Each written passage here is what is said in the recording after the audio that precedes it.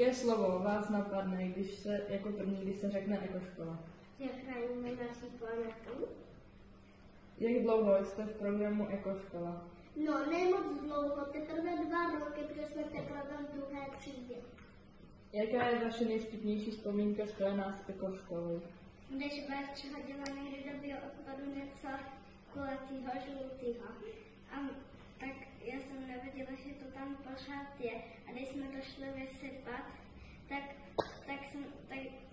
jsme zjistili, že to tam ještě pořád je, tak jsme se museli vracet zase vlád. Na co jste nejvíc pyšní, co se vám v programu podařilo?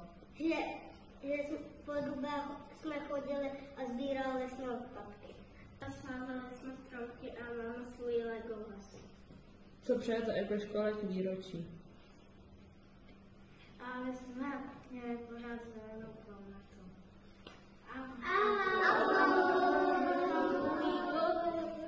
První otázka zní, jaké slovo vás napadne jako první, když se řekne ekoškola?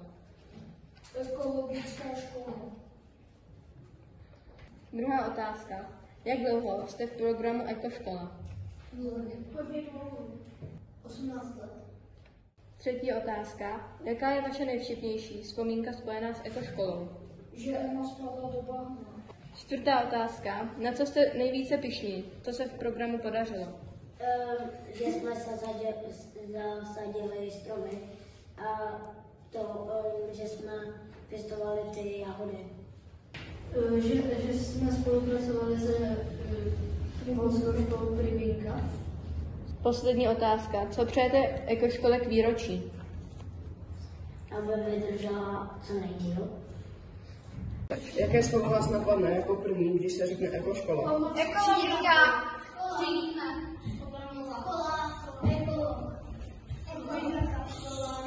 Zvířata. Jste v programu Ekoškola. 18 let. Jaké je vaše nejvtipnější vzpomínka s Ekoškolou? Ze škol, že jsme byli ze škol. Ve školkou. Lépe jsem se hádala. Máme tam trošku doma.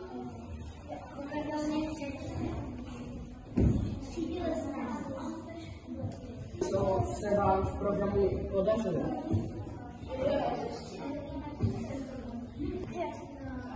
Vzít se na sebe hada.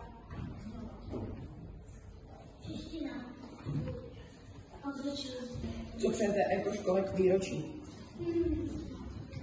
Hodně štěstí a ať příroda hodně zdravá. A zdravá vydrží. Ať někdo začne přispívat na to, ať tady bude mít větší zónu. Až bude škola zelená. Ať bude škola dobrá.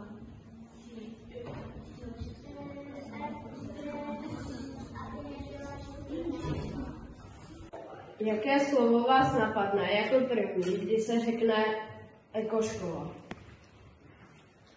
Třídění odpadů. Zasínání světel.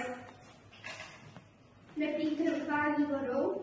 Tak další otázka. Jak dlouho jsme v programu Ekoškola? 18 let.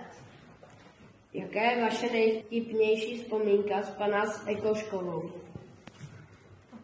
Že nám žáby spolupracovali, když jsme měli sbírat. Jo. Tak nám malé vylezli. A ještě jedno spadlo na druhou. Jako by přiletělo sypání. A co jste nejvíc pyšní, co se vám povedlo v programu Ekoškola? Zasadit 3 stromy. Co přejete Ekoškole k výročí? Všechno nejlepší. Ať bude dalších 10 let Ekoškola. Jaké slovo vás napadne jako první, když se řekne Ekoškola? Ještě někdo něco? Paní Mášková. Životní prostředí. Třídění odpadů. Jak dlouho jsme v programu Ekoškola? 18 let. 18 let. Vzpomínka spojená s Ekoškolou. Výlety do přírody. Že když jsem šla vynášet, myslím, že plasty nebo něco, tak se mi to vysypalo u ploše. Na co jste nejvíc pyšní, co se vám v programu podařilo? Zavedli jsme fotopasty na Slovensku. Když jsme dávali budky, Že jsme vyráběli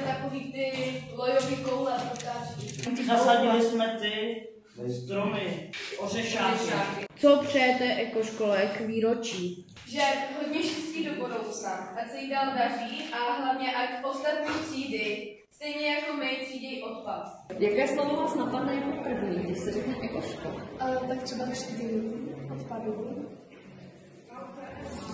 Jak dlouho jste v programu ekoškola? Naše škola 18 let a naše třída 9 let. Jaká je vaše nejvtipnější vzpomínka spojená s ekoškolou? Já si myslím, že určitě třeba sběry žáb a aktivity s učebnice Na co jste nejvíce pyšní, co se vám v programu? Že jsme dokázali jako ekoškola obhájit svůj titul. A co popřejete ekoškole k výročí? Popřála by hodně štěstí a určitě bych přála lidem, aby se nakonec líbilo, že by prostě tady na naši planetu. A určitě bych popřála jako zrovna naše škola, bych přála, aby se jakože titul dokázal obhájit po každý tam pojedu. Já vám děkuji. Měla to